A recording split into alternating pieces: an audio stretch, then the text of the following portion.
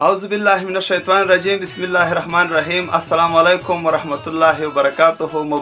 مبارک ګران وطنوالو، دغه ستره بریا مبارک شه.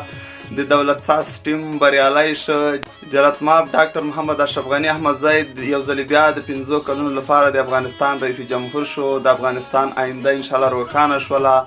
زموږ تاسو د خوب هغه تعبیر چې کوم موږ وخته هغه پیدا شي انشاءالله تعالی. زمونږ تاسو وطن به اوس د پرمختګ په طرف ځي. زمونږ تاسو وطن به اوس د یوې تلپاتې سولې او د امن په طرف ځي. دغه بېګناه وینه به نور زمونږ تاسو په هېواد کې انشاءالله تعالی ختمیږي، ځکه چې مونږ او تاسو تر څه وخته دې ته په انتظار چې زمونږ د وطن د سر سړی ورک کړو. زمونږ د وطن کې چې څوک هم غلا به یې کوله، خپل جیبونه به یې ډکول، د وطن شتمني به یې په نورو هېوادونو باندې د کباړ په طور خرڅوله، د وطن شتمنۍ به یې نورو هېوادونو ته وړي، هلته به یې مصرفولې. د مونږ تاسو افغانانو د حق ورک کړو. زمونږ تاسو د افغانانو رښتینولي ورکه وه. زمونږ تاسو افغانانو هیله ورکه وه. زمونږ تاسو افغانانو ارزو ورکه وه. مګم نن زمونږ تاسو هیلې بیا را ژوندۍ شوې. نن زمونږ تاسو هغه هیله او تمه بیا پیدا شوله او انشاءالله تعالی زمونږ دا هیواد به نور په پښو باندې درېږي. زمونږ د هیواد د سر سړی پیدا شو او انشاءالله تعالی زمونږ د هیواد د پرمختګ په لوري به ځي. نور به موږ تاسو له بدبختیو څخه خلاصېږو. نور به موږ تاسو د پردو وطنو له غلامیو څخه خلاصېږو. دا هیواد به انشاءالله نور په پښو باندې درېږي. دا هیواد به نور انشاءالله سمسورېږي.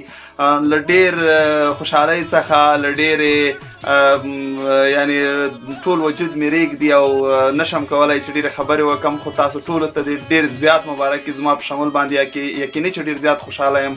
د دې وطن درد او مشکلات چې موږ کوم ولیدل تېر شول، په دې وطن کې څنګه ځوانان، څنګه خلک او څه موږ له لاسه ورنه کړل، خو مګم نن چې زموږ د دې وطن دپاره یو څه هیله او ارزو تمه پیدا شوې ده، نو زه ډېر خوشحاله یم چې هغه نن بریالی شوی دی، هغه نن کامیابي په برخه شوې ده. نو دا زموږ تاسو د ټول هیواد خوشحالي ده، د ټول هیواد کامیابي ده، د ټول وطن خوشحالي ده. نو تاسو ټولو ته دې مبارک وي. ډېره زیاته مننه. او دغه خوشحالي په جمع او جوش سره ولمانځئ، په اتڼونو یې ولمانځئ، په ډولونو یې ولمانځئ. داسې نه چې تاسو د خوشحالي داسې ولمانځئ چې یو چاته له خدای مکه تاسو ضرر ورسوئ. نو دغه خوشحالي ښه په جمع و جوړ سره ولمانځئ.